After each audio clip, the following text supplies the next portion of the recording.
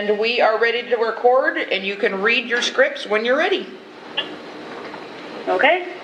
The Sexual Offense Treatment Board meeting is convening at 9:07 a.m. on November 13th, 2020 at the Health Licensing Office in Salem, Oregon by telephone conference call. I'll now call roll. Kelly Clementi here. Michelle Rowland-Schwartz. Here. Kelly Crane. Here. Bill Davis. Here. Joseph Ferguson. Here. Malcolm McDonald. Here. Jeremy Howell. Here. Members, when you wish to speak, please state your last name for the record. For the record, public members calling into the public phone line are asked to email April Fleming at april.fleming@dhsoha.state.or.us and provide your first and last name. Public and interested parties' feedback may be heard during the public interested parties' feedback period if indicated on the agenda. Everyone is asked to use appropriate language, manners, and protocols when conducting board business. The meeting is called to order. Good job, Kelly. Okay, so this is Sylvie. First item is to approve the agenda. If somebody could make a motion to approve the agenda, or unless somebody has a discussion they want to talk about first. This is Michelle Rowland-Schwartz. I'll make a motion to approve the agenda. This is Malcolm McDonald. I'll second the motion. The first and second. Motion has been made. I'll call the roll. Kelly, do I say my own name? Yep. Kelly Clementi, aye. Michelle Rowland-Schwartz? Aye. Kelly Crane? Aye. Bill Davis? Aye. Joseph Ferguson? Aye. Malcolm McDonald? Aye. And Jeremy Howell? Aye. Excellent. Good job, you guys. Okay, so next item is approval of the 2021 meeting dates. We have set aside May 14th and November 12th, both starting at 9 a.m. If we need, those are going to be full board meetings where we go through everything. If for a reason we need to have a meeting in between, we will let you know, kind of survey you guys, figure out what day works for you. And those would be just in case Bob has something where you guys need to meet to discuss a case. But other than that, we think 2 board meetings a year should be good. Does anybody have any conflicts with May 14th or November 12th? I do have the calendar if we need to change it. Not right now. If something does come up later, we can always change it later too. So, but we also, if only one person can attend, then we have other board members who can obviously keep going. So if nobody has any concerns, we need a motion and a second and a vote. This is Joe Ferguson. Yes. So the November 12th is the day after Veterans Day, if that matters anything for anybody. It doesn't to us, but if it does to you, we can change it. It doesn't to me. Okay. Just observation.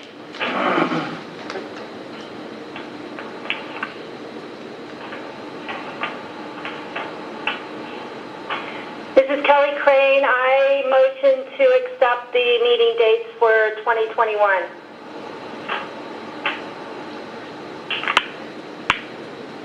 Is there a second? I'll second. The motion has been made. I'll call the roll. Kelly Clementi, aye. Michelle Rowland-Schwartz? Aye. Kelly Crane? Aye. Bill Davis? Aye. Joseph Ferguson? Aye. Malcolm McDonald? Aye. And Jeremy Howell? Aye. Okay, so this is Sylvie again. Now we are on chair and vice chair. Currently, Kelly Clementi obviously is serving as chair. Michelle Rowland-Schwartz is vice chair. Neither one of them term out next year, so you're welcome to keep it as is, which is usually easier once they learn what they're supposed to do. But you're welcome to change it up if you want also, but you do need to vote on it every year, so.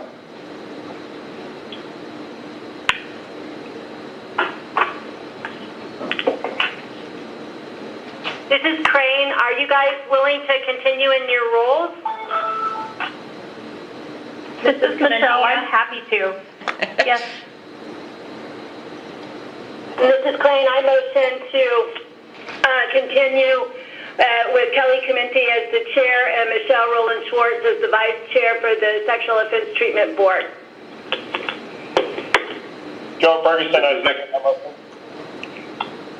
A motion has been made. I'll call the roll. Kelly Clementi, aye. Michelle Rowland Schwartz? Aye. Kelly Crane? Aye. Bill Davis? Aye. Joseph Ferguson? Aye. Malcolm McDonald? Aye. Jeremy Howell? Aye. Okay, motion carries. Let's move on. So let's go. We're on agenda item number 3, director's report. We meaning the state, have been pretty much shut down since March. So we currently are open by appointment only because we do allow individuals to come into the office to take tests in order to get a license to begin working. But again, by appointment only, you can't just walk in. Almost all state offices are that way. We will continue staying that way. And have had a lot of also, along with the COVID-19, a lot of issues with all the fires. So one of the things that we wanted to report out, I know you guys were wanting an FAQ on when an individual has to be certified and when they do not. And we had asked Heather to help us with that. However, there's a lot of other things that are going on right now, and so that has not gotten done. We were still working on it, and we will obviously get it finished eventually. But there's just a lot going on right now, and we were not able to get that done. The other thing is we're transitioning between April and Maria. So you used to get a lot of emails from Maria, and now you should be getting emails from both April and Maria. And then eventually it'll only just be April. So we're transitioning those duties over between those two individuals. And then the other thing is that we are currently in preparation for legislation. Legislation doesn't start until February. However, agencies have to do a lot of prep work in advance. So we do not have any legislative concepts that come forward through the agency that will affect this board. However, that does not mean that something may not come from somebody else that may affect this board. So Michelle, I don't know if you know of anything that is in the works that you would like to talk about, but we as an office do not have any legislative concepts that will affect SOTB. This is Michelle. I'm happy to provide an update if that's helpful. Yes, please. Yeah, of course. So, and sorry, my phone, I'm getting a lot of text messages, so if you hear any background noise, that's my phone, and I apologize for that. So there are a few bills that the Sexual Assault Task Force is going to be moving forward in 2021, and I give the caveat that the session is not going to look, of course, like any session that we've seen before. There'll be likely prohibitions on who can be in the building, if anyone at all, which of course makes it very challenging to work bills and just be effective in general in coordinating conversations in the way that we want to be able to coordinate those. So there is one of our bills is a priority bill that the task force moved forward in the 2020 session that did not pass because of the walkout, and that bill is specific to victims of sexual assault. So I won't go into too much detail about that particular bill here. If folks have questions, you're welcome to ask me kind of outside of this meeting if you would like. But the other bills, I think one in particular is going to be an amendment to statute ORS 163A related to kidnapping, and really just making sure that we can remove folks that are on the registry that have a serious mental illness and that are on the registry because of how the kidnapping statute is written, but where there was no sexual harm intent related to whatever the incident was, and it really seeing kind of a disproportionate number of people with mental illness on the registry. So we're working with kind of a network of folks within the field of sex offense treatment and evaluation and management, and also victim advocates who are wanting to kind of provide some relief for those folks. The other conversation that we're having, we do have a placeholder thanks to Representative Barker, and that is connected to removing one of the exemptions from the SOTB statute related to state employees. And this was the conversation that came up, I believe, in the 2017 session, if my memory is serving me well. And again, I don't know, we have a placeholder for that. I don't know how much energy we will have behind that in the 2021 session, just because there will be limits on the number of bills that the legislature can actually move forward, is what I'm hearing. I hopefully will know more information soon, but the good thing is there's not going to be as many bills in the 2021 session. My hope is that of the bills that we have, that they will choose those. So a lot of up in the air and kind of uncertain right now, but we're just doing our best to try to make some of our priorities a priority for legislators. So happy to keep folks updated once I have more information.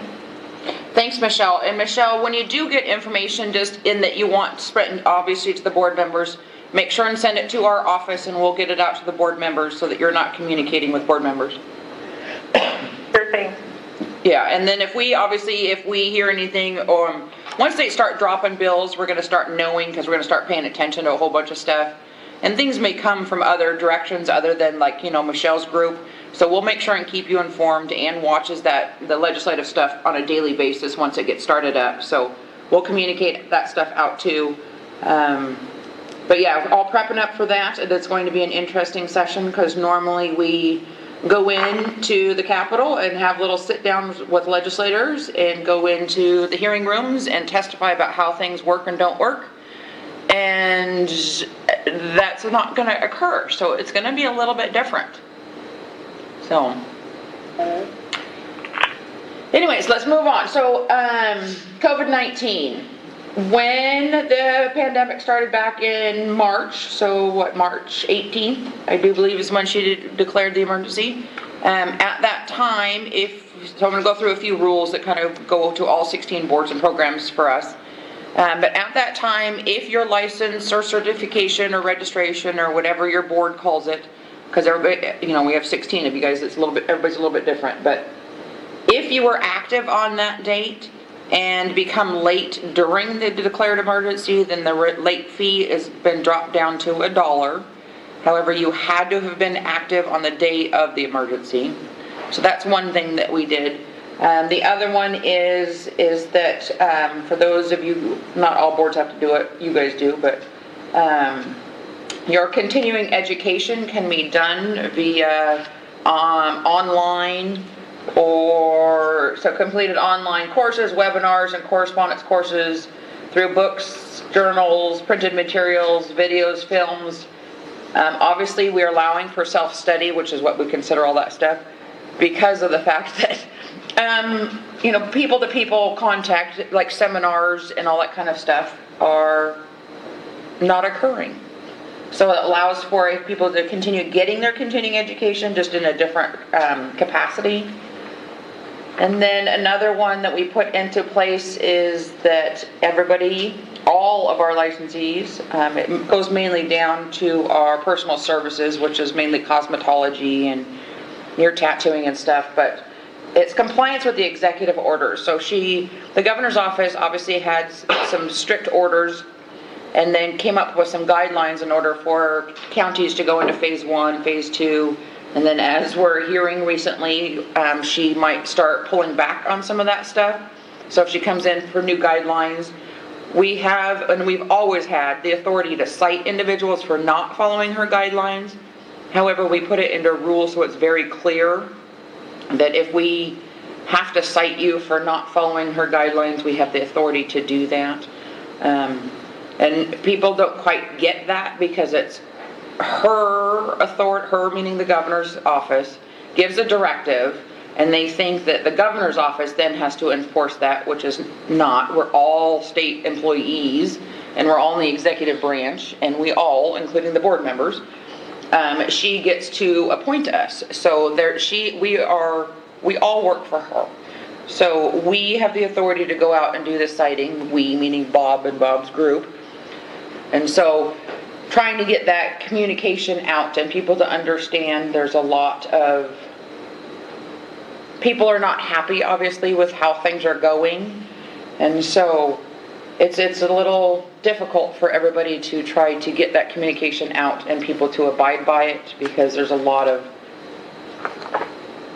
animosity, I guess you would say, about how things are going.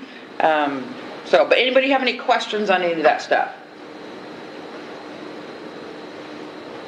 Yeah, this is Clemente. So how, have you had any kind of complaints, or how does that, do you file a complaint if someone is wanting to, like, report someone that's not abiding by the rules? So, unfortunately, Bob gets them pretty much daily. And the biggest ones that he gets are for your cosmetology facilities, which is like, where you go to get your hair or your nails done. And they're not wearing masks, or they're not requiring their clients to wear masks, or the social distancing. It's like, there's specific guidelines that the governor's office came out for them for social distancing. Because obviously you can't social distance and cut somebody's hair. But those are usually, they come into Bob, so-and-so is not wearing masks, and so-and-so is not requiring their customers to wear masks, and, but those are the ones we get on a regular basis. Some of the ones that we got in the beginning, certain counties got to go to phase 1 before other counties got to go to phase 1. And not everybody was exactly pleased with that. So there were certain counties that opened up prior to, or certain shops in counties that were not approved to go to phase 1 who decided they were going to open anyways. So that was in the beginning. That's kind of calmed down now. So now it's mainly the masking stuff. Yeah. And there's a difference. Go ahead, sorry. I'm curious what the citation is. In the beginning, it was about education.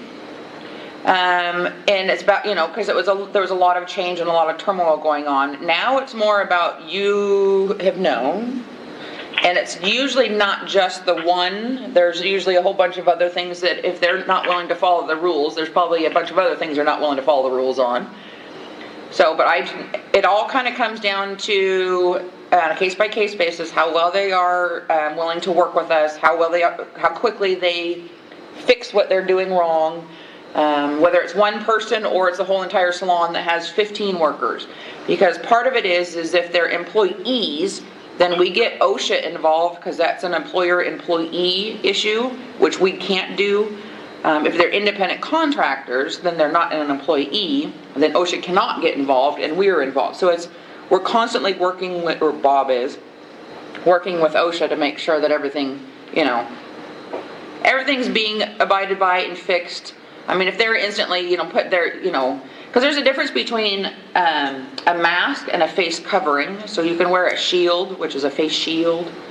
And so a lot of people don't necessarily see those shields when they're walking by the salon on the outside, through the windows. So we've gotten a lot of those, like, false complaints. It's just an interesting time of year. And it's when you start having two salons that have been in a bickering contest, not getting along for many years. This is when it really comes to light, because they start tattling on each other per se. Yeah, so it's an interesting. Yeah. Thank you. Absolutely.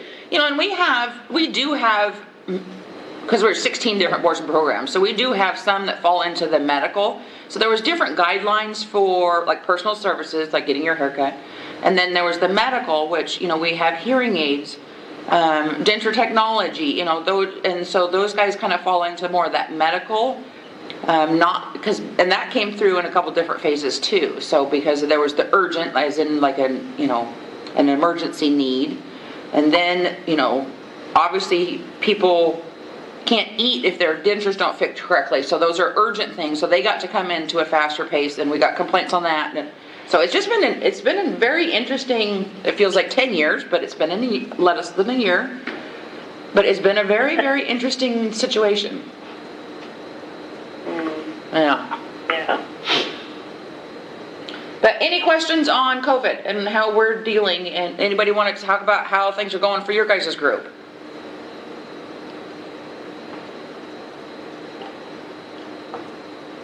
That would be a negative. Because you guys are still seeing clients and everything, correct? This is Committee. Yeah, pretty much. Go ahead, Bill. Well, it's just, we're following the guidelines really strictly, especially in the common areas and in the employee areas in our clinic. We leave it up to the therapists in their own offices to come to some kind of an agreement with the client, depending on what their needs are, etc. But they're outside of our control in terms of management of the clinic. And we do a lot of telehealth. We probably went to 80% telehealth shortly after the pandemic hit. And we're starting to wind down a bit in the telehealth area, getting less percentage, but I think it's going to swing back up again based on the spike in the positivity rates and the like in the state right now. But things are going fairly smooth. There's a little back pressure, but not enough to, see it as a crisis. This is how Management, anyway. This is how we're doing about the same as Bill Davis is doing. We also have a lot of capability for Zoom meetings, so that can be handled with children. So we're doing a lot of in-house work with children. This is Crane. Same here, although we're lucky in that we have a large outside area with a big gazebo that's covered, and we put plexiglass down the middle of that, so we've been able to continue meeting clients where telehealth is really problematic, especially kids on the spectrum or kids with cognitive delays, or clients that are getting EMDR therapy. But now that the weather's getting cold, that option is going to become a little less useful.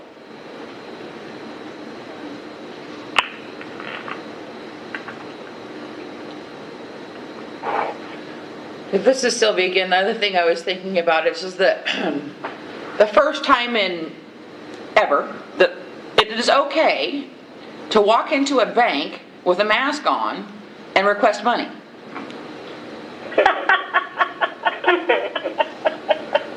I had to walk into the bank the other day and deposit a check. When you get one of those weird refunds from your medical, so it was like a $6 and some. All the drive-ins were closed, which is don't ask me why. I had to walk into the bank, and I had a mask on. Everybody in there had a mask on. I thought, this is the weirdest thing I've ever seen in my life. Because, about 5 years ago, if you would have walked into the bank with a mask on, you probably would have gotten arrested. Exactly. Yeah. All right, let's move on. So you guys should have some licensing and statistics stuff, slides in your packet.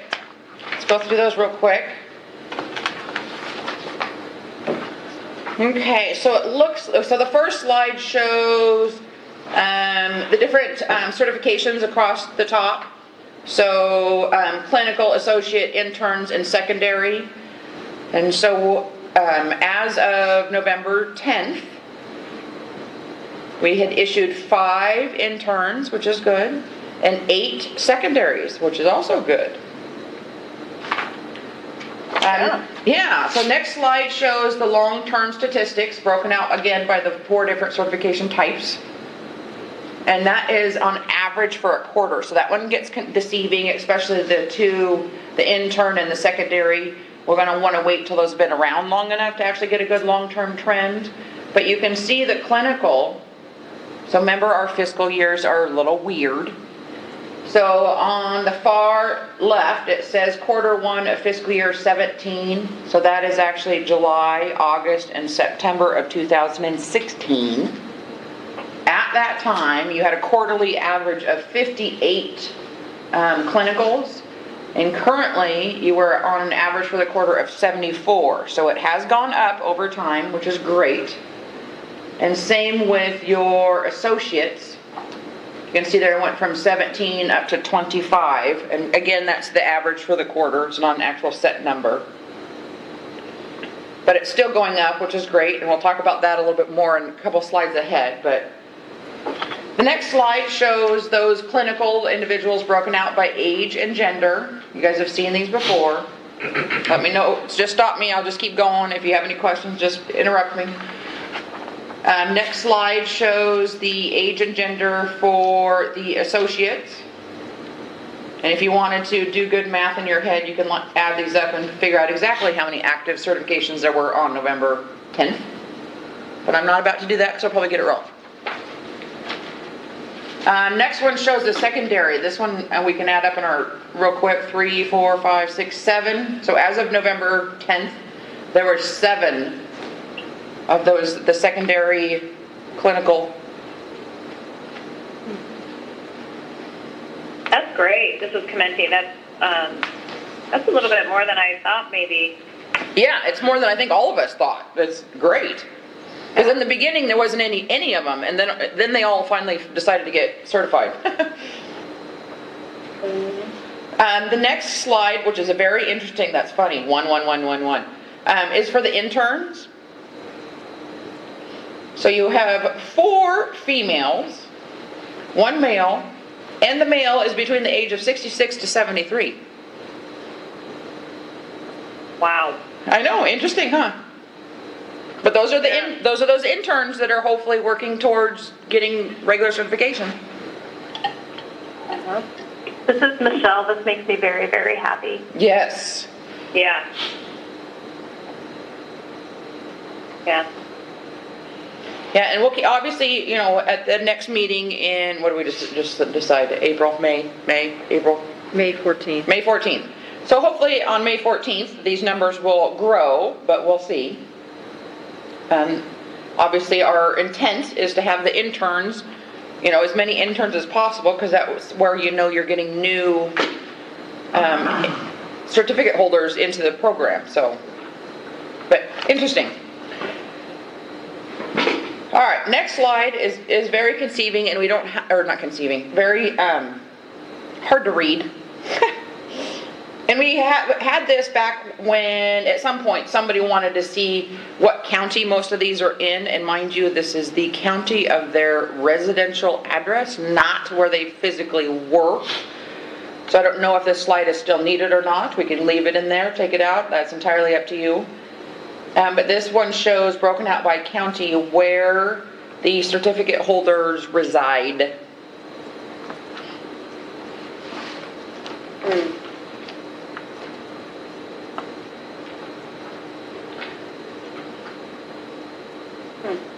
So the S is the secondary, so that's the yellow. So in Multnomah, there's 3. Washington has 1, Clackamas, Lane, and Clatsop. Because weren't we intending for the secondary to be your counties with low, again, this is where they reside, but More far-flung. yeah, I think our intent for the secondaries were for those counties that have low population, right? Yeah. This commenting, yeah, like kind of furthermore, yeah, frontier, more rural counties where there's, you know, kind of one one licensed therapist in town, and there's a need for them to do some of this work, and so it allows them to do that without having to have all those hours. So yeah, it's kind of surprising, isn't it? Yeah, because you don't have anybody, they're all from counties that are very highly populated. Mm-hmm. Because Lane County, isn't Lane County down Corvallis? Or is that Eugene? Where's Lane County? Eugene. Eugene. It's Eugene. Yeah. So you got Eugene and But Portland. it spans, but Lane spans what, Florence all the way up to Oak Ridge, but I suspect it's probably someone who's based in Eugene. Yeah. Just interesting. Anyways, Yeah. we'll keep that slide in there because it actually, the more you look at it, the more interesting it gets. Okay, next slide is I actually have some good news. This has been depressing news for, I would say probably, how long ago did you guys have original certification start? 10, 15? But 2008? 2008? Oh. 12 years ago? So this has been like the depressing slide for, I've been here since 09. So 11 years for me. However, if you look at the bright side of it, so if you go down to the cash balance, down the bottom bold, again, our fiscal years are a little bit weird compared to everybody else's. So fiscal years goes from July 1 through June 30th. But you can see, and don't look at 2021 yet because we just started, your your negative cash balance is getting less negative, which means eventually by the time I retire, you guys might be in the positive. Yay! Woohoo! I know, but you look at it. So as of June 30th of 2017, you were 77,588 in the hole. As of June 30th of 2020, you're only 26,000. So that's a $50,000 betterance. They're climbing out. So hopefully, fingers tied, within the next 4 years, maybe 3, you guys will start getting into the positive. Yay. I know, it's amazing. All right, moving on. Next, we got does anybody have any questions on the, and I can get more details in the financials if anybody has any questions. Is this the first time anybody has seen this slide? This is Howell. I was just wondering, where do the revenues come from? Okay, sorry, Jeremy, I forgot you were new to the board. All of the revenues come from certification fees, so anybody applying for certification or renewing their certification, anything that any of the SOTB certification holders do, that gets put into a fund. The expenditures come from a portion of the office's expenses. So if you look down at the bottom in that the light gray area, so shared assessments, and what we do is every July 1 we reevaluate the percentages because the office is always changing. So the more boards we get, and boards and programs that we get, the more the expenses are divvied up between all of them.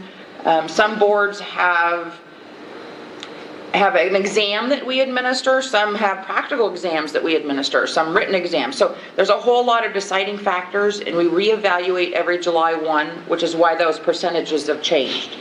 So when it says shared assessment, so shared is pretty much anything that all 16 boards and programs share, such as the rent, the utilities, things that everybody takes advantage of. This board currently, so if you go all the way to the right in that gray, pays 0.013% of that. So it's based on how many we call them authorization holders because that's more the generic, because we have licenses, certifications, registrations, all that. So we call them authorization holders. So it goes by how many authorization holders each board or program has. And that's where you guys, because you guys' numbers are so low, which is why your percentage is so low. So for instance, for rent, you pay 0.013% of our rent. And that's where your expenses come from. other than like direct expenses that obviously can be tied directly to you as a board. Legal. And then the small board assessment, which is the line right below that, there are 3 individuals who work on small boards, and small boards would be anything other than cosmetology. And of that, you guys paid 0.93%. And then you pay nothing towards examinations or inspections because we don't do those for these certification holders. But does that make sense, Jeremy?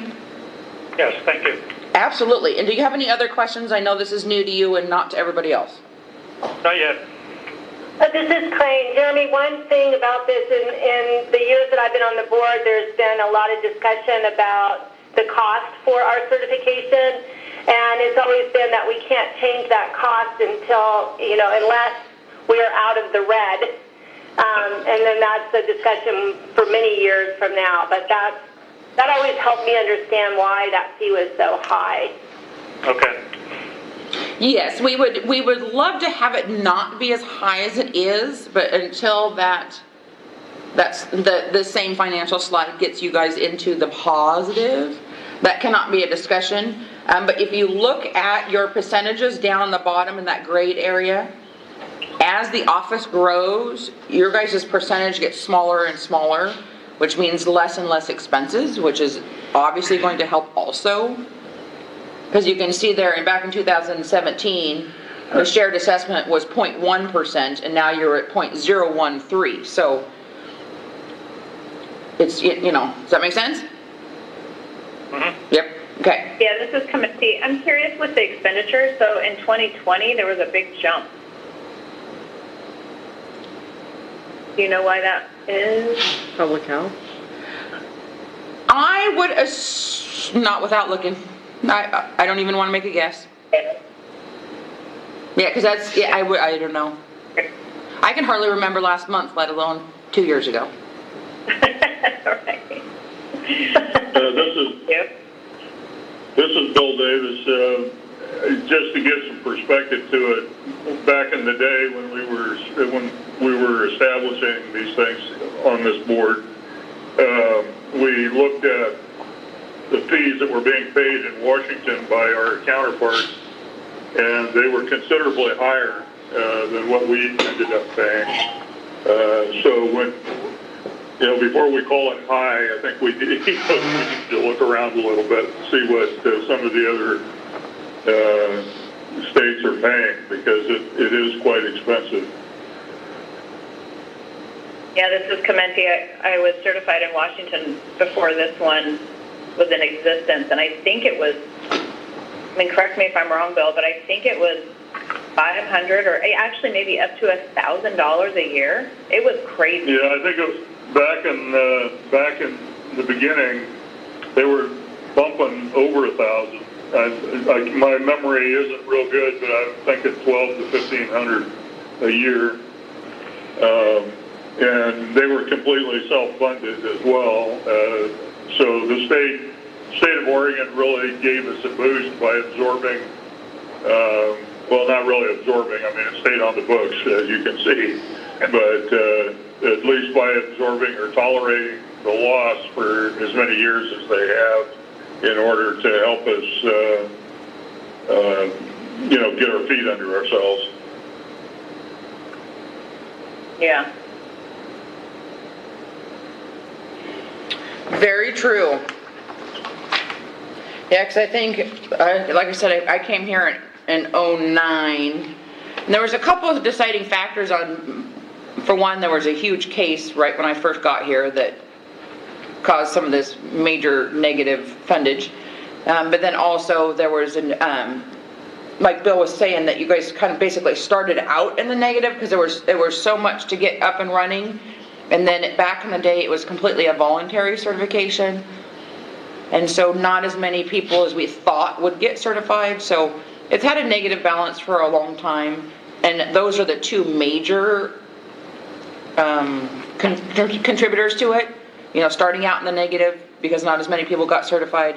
And then for those of you who are around long enough, there was that huge case that went all the way up to the Oregon Court of Appeals that cost a lot of monies.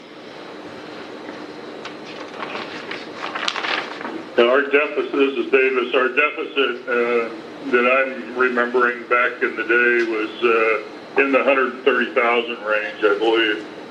So when you, knowing that, you look at the number that we have in front of us here, that's pretty awesome. Mm-hmm. Yeah, we've tried really, this is Sylvia again, we've tried really hard internally to do as many things as we can to lower expenses and to increase revenue, thus the, the strong push for required certification. We did a lot of reaching out to the counties and encourage them to only contract with individuals who are certified. And so there's a lot of things that we've been doing over the years to try and, increase the number of certification holders, things to decrease the cost. So, and just, and our model allows boards to operate in the negative. And every time somebody, meaning governor's office or the legislation, talks to me about this board, I said, you have to remember that it's it was a voluntary certification. I said, if you double their fees in order to offset, they're all going to drop like flies. I said, they're getting out of the negative, so just let them be. We do have other boards that can offset their negative balance for now. So, and then I show them the trend of you guys getting better, and then they leave us alone. Thank you, Sylvie. You're welcome. Yeah, because as soon as they see any board, because you're not the only one, as soon as they see any board operating in the negative, they want to know why and what we're doing to fix it. So I obviously communicate that out, and we do have 2 boards, which you're not one of them. We do have 2 boards that are going before the legislation this year to get their fees increased. So because they were in the negative and too much in the negative, and there's nothing that we can do to fix them without raising their fees. So, but at least you guys are being left alone for now. And I'll be able to have them keep leaving you alone because you're working your way out of the negative. So. Yay. Yay. But Jeremy, you or does anybody else have any questions on the financials or how any of that stuff works? No, I'm fine. Okay.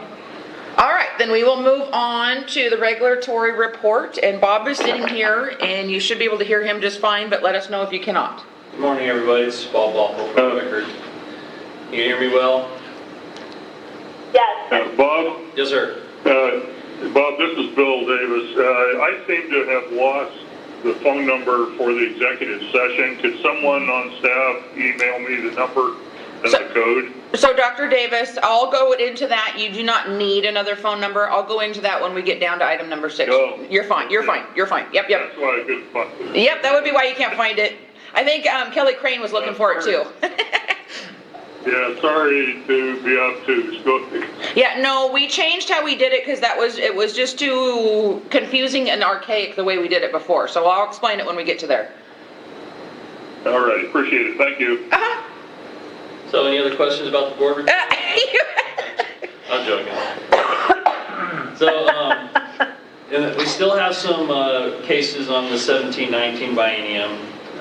We had a total of 7 complaints received that year. 3 of them are closed. 4 do remain open. One of them we're going to talk about today, so it'll fall off.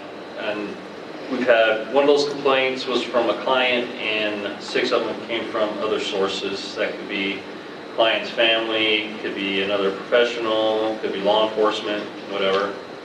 And in the current biennium, we've had a total of 14 complaints. 12 of those remain open. And some of those complaints, 1 came from clients, and 13 have come from other sources. Any questions? So Jeremy, just kind of get you up to speed.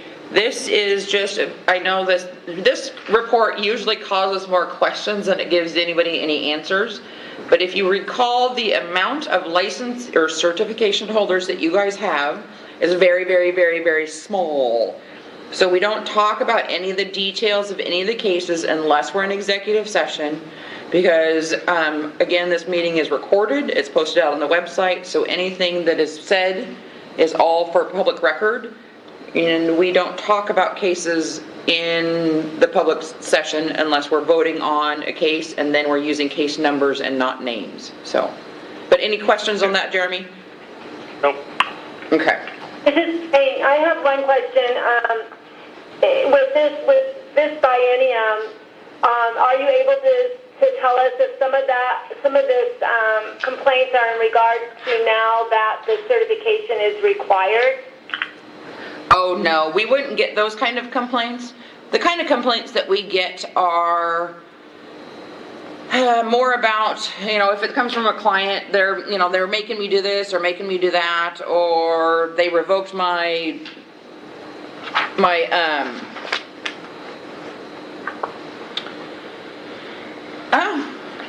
Bob just handed me the summary. Trying to find one that comes from a client.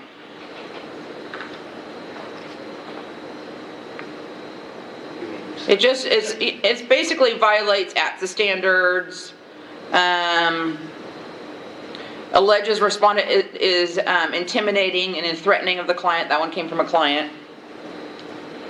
Alleged violation of First Amendment rights. It's usually when the client it's usually because the client doesn't necessarily like how the treatment provider is doing something or telling them to do something.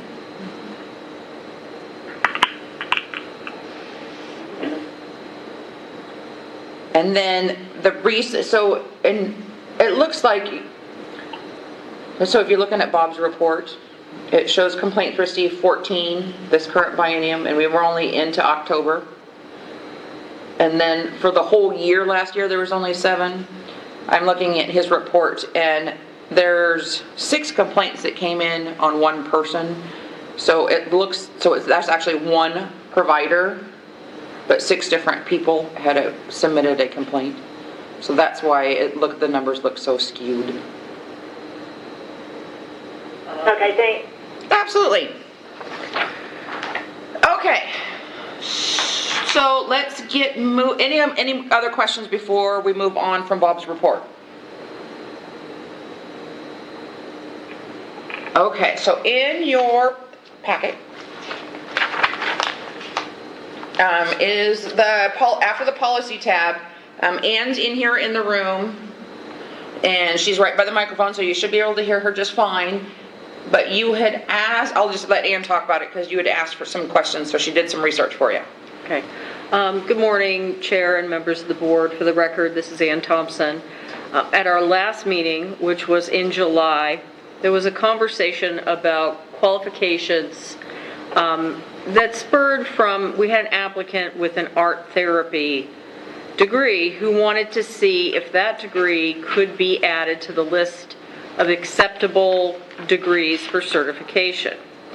And that led to a conversation about qualifications and the lack of standardized training offered nationwide, really, because this is sort of an emerging profession. And as I mentioned to Jeremy in his orientation, there's really no real track for this work.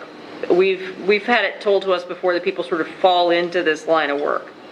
And so I believe it was Ms. Clemente sent me a connection that offered up this for discussion, this sex offender treatment therapist training series that was available. If you wanted to talk about this, or I could just kind of smooth right on into the second part, which was, I believe Dr. Davis had asked if the Professional Counselors Board accepted art therapy or music therapy as a qualifier. And when I reached out to them, their answer was maybe. A lot of their applicants have, they said, lots of degrees. And as long as they meet the educational requirements for certification, however they get there, that's fine. And I put in your packet the qualifications, the educational requirements from the Board of Professional Counselors. So there you are. So it's Clemente. Thank you, Ann. Sure. Super helpful. I also asked the follow-up question, have you ever licensed the board that I was referring to? Has anyone with a music therapy and art therapy degree ever met all the qualifications and got your certification, and their answer was, our database is not searchable by that factor.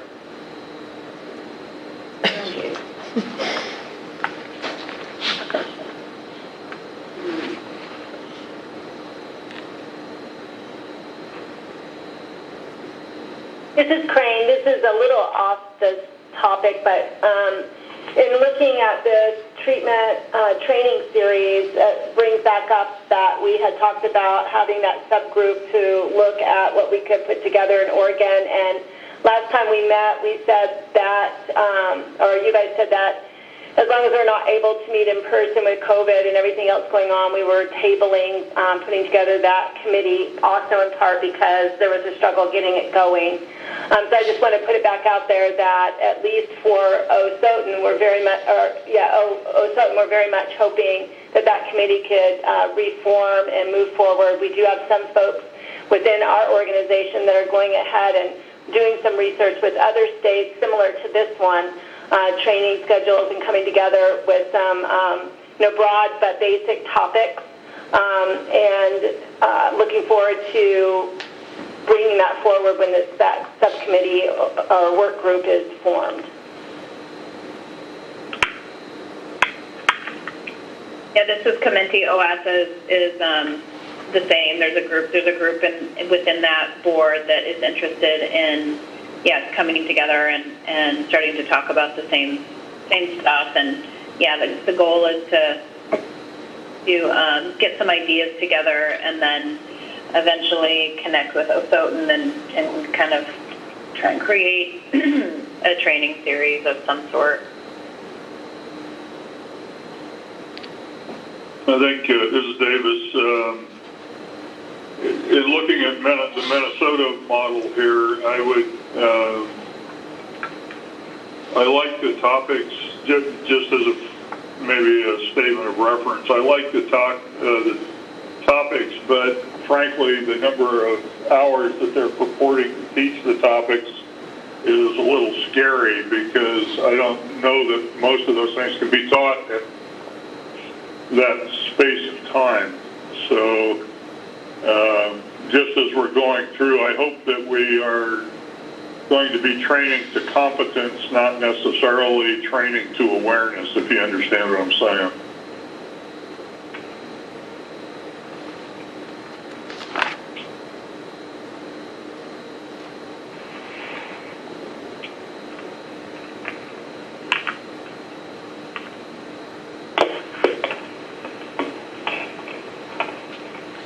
Yeah, this is Sylvia. I'm thinking, and from 8 to 4:30, and you're learning, there's no way I would be able to absorb or learn all that stuff in that few of hours and know it.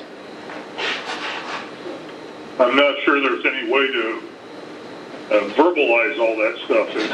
Right? Yeah.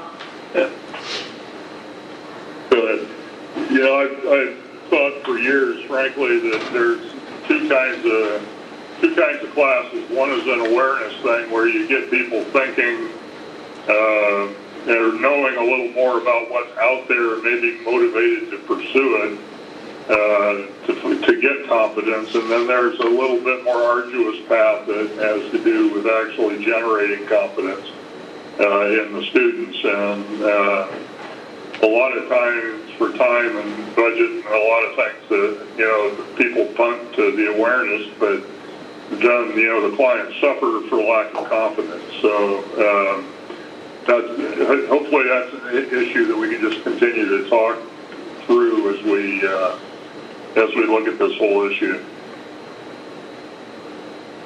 Yeah, this is Committee. I agree with what you're saying, and I'm also just aware that, the certification only requires, for the associate level, only requires 30 hours of SO-specific training, and for clinical, 60 hours, I think. And then for the secondary, I think it's only 15 hours of SO-specific training. So the requirements right now for SO-specific training are pretty freaking low. So someone going through this would be far and above at least have more awareness, I guess, than what we're currently requiring anyway. So just thinking about that.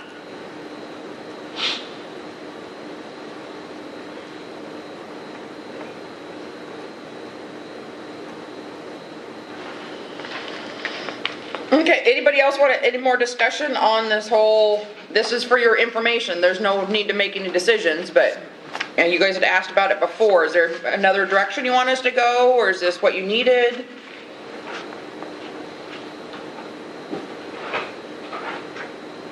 This is Davis. I think it's a good start in the right direction, and I'm happy to hear that the two clinical organizations are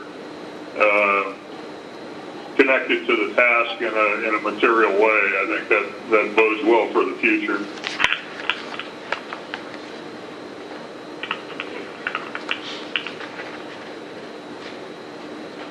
April, could you scroll up a little I bit? agree. We'll get past that.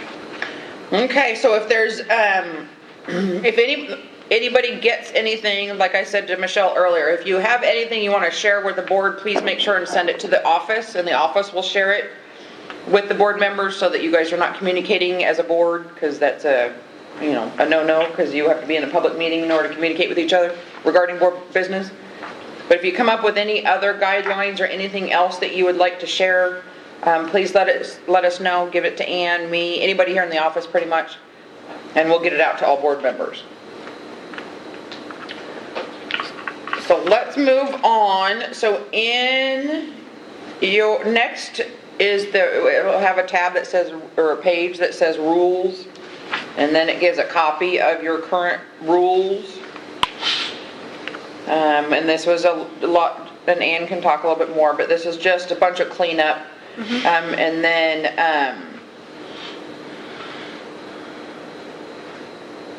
it went out for public comment, and you can see in her little report all the umpteen million comments that you got, which was 0.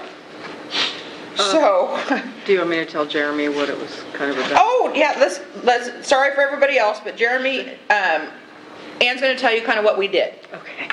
Okay. Thank you, Sylvie.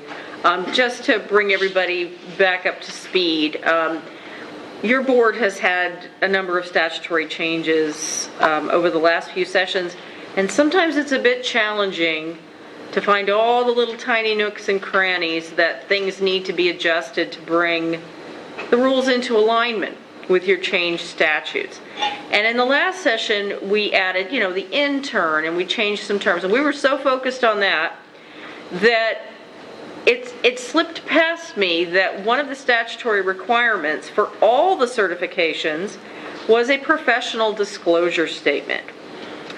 We had it in the packet that applicants would have to fill out, to send to us to get their certification, but somehow it didn't get in the rules.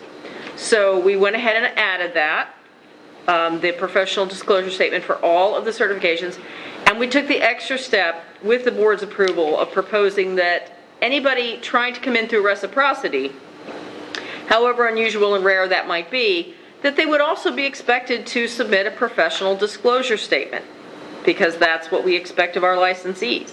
So that was just simply adding those little pieces in. Not terribly controversial, but again, everything has to square up, right? So I was met with crickets when this went out, which is nice, because at least it's not a lot of controversy, not a lot of things that you guys have to decide on. But because it is a rule change, we will need for you guys to discuss any questions that you have, and we will need to have a motion, a second, and a roll call to adopt these changes permanently. Do you have any questions, Jeremy, or anyone else? No, thank you. So, and this is Sylvia. I think one of the reasons that nobody had any comments is because, like Ann was saying, is the application packet. So those of you, probably none of you have done anything anytime soon, but the application packets that we provide either out on the website or through the mail include the disclosure statement, And we had it everywhere in all of the applications, we just failed to actually get it in rules. So they were already used to having to submit that, so this wasn't anything new, so that's probably why nobody said anything. But yeah, nobody made any comments whatsoever. Which makes it easy. Yeah. Yeah. Yeah. Does anybody have any questions, comments, or concerns about the rules?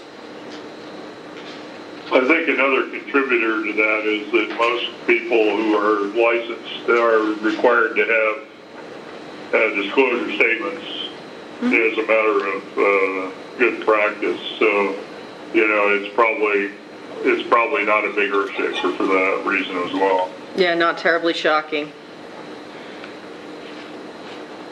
Yeah. Okay, well, we are on item number 4 on the agenda. In your packet, which I could, no idea what, it's after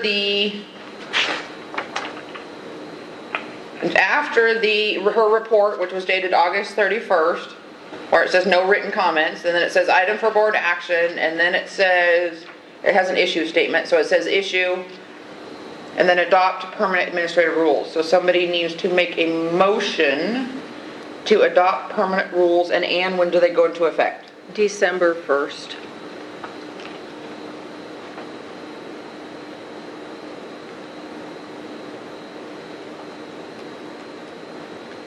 This is Kelly Crane. I move to adopt permanent administrative rules. This is Michelle Rowland Schwartz. I'll second the motion. A motion has been made. I'll call the roll. Kelly Comenti, aye. Michelle Rowland Schwartz. Aye.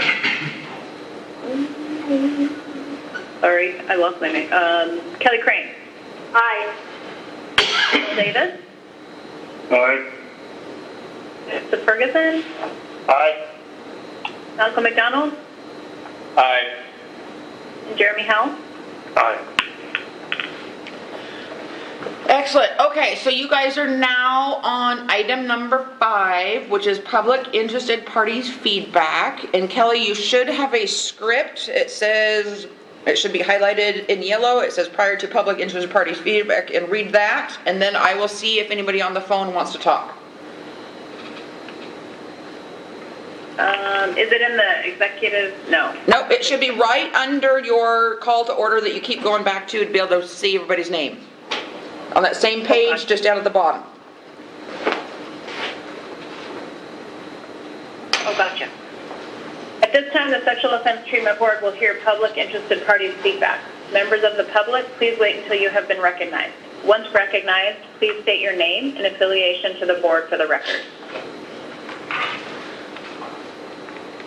Okay, this is Sylvie. Is there anybody who is on the public phone who wish to make a public comment to the board? And if so, you might want to unmute your phone.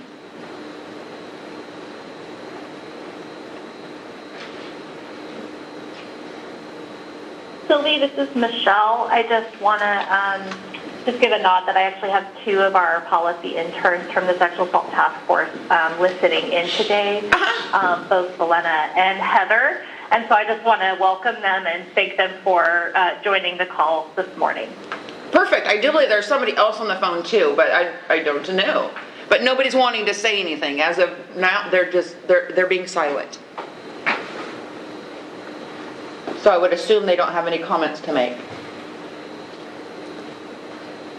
Okay, so this is where we're getting ready to go into executive session. But before, Kelly, before you read your executive session script, I'm going to explain a little bit. It's a little bit different than last time. Board members are on a different phone line than the public is. And so we mute the public phone so they can't hear what we're saying. We do not hang up. You do not have to hang up. We figured this out. We do switch the recordings over. But any questions on the logistics of that before we get started? No? Okay. So, Kelly, you should have your executive order script. I do. Okay. The Sexual Offense Treatment Board will now meet in executive session pursuant to ORS 192.6602F and ORS 676.595 for the purpose of considering information related to confidential information exempt from public disclosure at 10:11 a.m. on November 13th, 2020. Representatives of the news media shall be allowed to attend the executive session by conference call and will be provided further call-in instructions shortly. The public phone line will be muted for the duration of the executive session. Are there any representatives of the news media on the public phone line? No. Recognizing there's no news media in attendance, the public phone line will be muted for the duration of the executive session. We'll return to open session before taking any final action or making any final decisions. We are now in executive session. The Sexual Offense Treatment Board will now exit executive session and reconvene open session at 11:59 a.m. No final decisions were made and no votes were taken in executive session. The public phone line has been unmuted and representatives of the media may once again report all board discussions and actions. Okay, I'm going to get the other phone back up and running.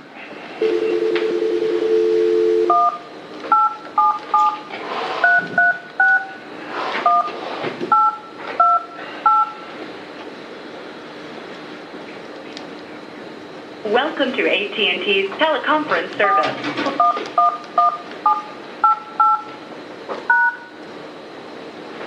To join the conference as the host, press star. Please enter your host password followed by the pound. There are 1 participants on the call, including you. You are joining your conference as the host. For a menu of available commands, press star pound. Okay. That phone line's back up. There's nobody on it, but it still has to be on and ready in case somebody does want to call in. So we are now on item number 7 on the agenda, which is vote on cases. It is proposed that in case number 17-8406, case number 19-9312, and case number 19-9420 to close them unsubstantiated. This is McDonald. I move. I heard McDonald. So move. Yes, correct. Okay. And second? Second. Bill Davis, second. Hey, Davis did it. A motion has been made. I'll call roll. Kelly Clementi, aye. Michelle Rowland Schwartz. Aye. Kelly Crane. Aye. Bill Davis. Aye. Joseph Ferguson. Aye. Malcolm McDonald. Aye. And Jeremy Howell. Aye. Excellent. Okay, it is proposed that in case number 18-8962 to offer a settlement agreement and to delegate negotiations pursuant to the board's directions to Robert Bothwell and allow Robert to finalize the written terms of the settlement agreement.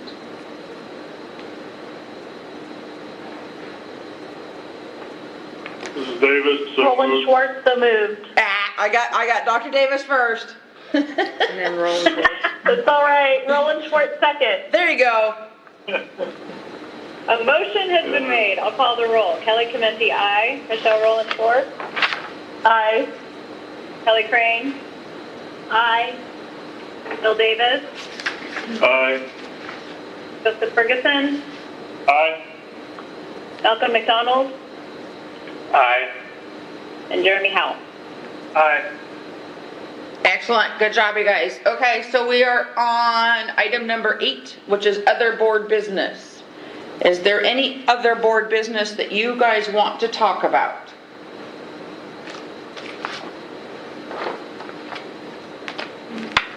Bunch of silence. Are you guys having, so for those of you who are members of the associations, are you guys having association meetings with COVID? Are they virtual? What are you guys doing? Yeah, this is Clementi. We're having OASA's meeting. We've been using virtual platforms since May. I think that was our first meeting since COVID. And yeah, we've been meeting regularly ever since, and we've actually held a couple of virtual workshops since then, one being today. Yeah. So when you hold your virtual workshops, are individuals allowed to get continuing education, or are they not that kind of workshop? They are being allowed to get CEUs. The boards and the different bodies, credentialing bodies are allowing virtual workshop virtual workshops and webinars. Perfect. Yeah. Perfect. And this, so likewise, we're doing virtual meetings every month. We're grappling with how to do online workshops, and we'll start scheduling some in January, I believe. And we're moving forward in that regard as well. One thing that keeps coming up, and I'm not sure I talked about this before, is that there is some frustration with folks that the part of the juvenile standards is a reference to the ATSA juvenile standards, which is not printed out on the website. And in order to access that, someone would have to have a membership with ATSA. Or I think that you've got the board or the staff here has suggested that they can call in to get that information. But there's a lot of frustration about that, and a desire from many of our members that that be on the website, for whatever that's worth. So you're talking about a portion of obviously we can't copyright anything. We have photocopies, and what we say on our I do believe on our website is that that you can get a photocopy of it. We do not ever expect anybody to be forced to be a member of anything to get anything. So we obviously have the standards, and we're not a member. So I'm not sure 100% if you have to buy them. If you, I would say you could. Yeah. Did we purchase them, or did they just give them to us? No, we have to purchase them. We had to purchase them. Everybody else, you have to purchase them. Gotcha. You don't have to be a member. You don't have to be a member, but you do have to purchase them. So we purchase them, and we do not. If somebody wants to come here and make an appointment, we're open by appointment only, to make a photocopy of them, then that would be one thing. Is that what your concern was about? Yeah, that's the concern, is that's for some members, that's quite an inconvenience to have to get copies of that, to have to go to the office to get a photocopy. You can order them online. Okay. Anybody else have any other? Go ahead. Sylvia, this is Bill again, Bill Davis. Could the staff, or representing the state, send a letter to ATSA and tell them our dilemma and see if there's any wiggle room for them on that issue? Yeah, I'm thinking as you're talking. Didn't we only adopt a certain piece of it? Mm-hmm. Yeah. So I'm wondering if they would be, and this is me thinking out loud, we'll contact them and kind of see, but I'm wondering if they would be willing to allow us to post via a PDF, or they would send us a PDF of just the section that we adopted. Because we didn't adopt the whole entire thing. We only adopted a piece. Pieces. Yeah. So I'm wondering, we'll contact them, because if we can just post that without a copyright issue, then that would be the easiest. Then anybody can just go out to the website, click on it, and print it off, and they have it. But obviously we don't want to post anything without their go-ahead and get in trouble for copyrighting anything. But again, it's not the whole booklet. It's only a few pieces, I do believe, and I'd have to go back and review. But we'll reach out to them and kind of see. Anne's taking notes and she's listening. We'll reach out to see if they'd be willing to allow us to do, because we can PDF it ourselves too. But if they'd be willing to let us do that, we'll see what they have to say. And if if OASA needs to chime in on that, let us know as a board, and we can see what we can do too. Okay. Yeah, definitely.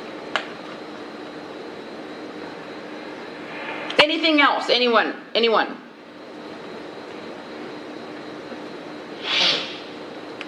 Nope. Nope. Okay, well, if you think of anything, because we don't meet for a while, if you think of anything, just email one of us and we'll either put it on the agenda or make it a topic. But other than that, Kelly, on your first script page, the one that says call to order, the very, very, very, very bottom is a one-liner. The Sexual Offense Treatment Board meeting is adjourned at 12:09 p.m.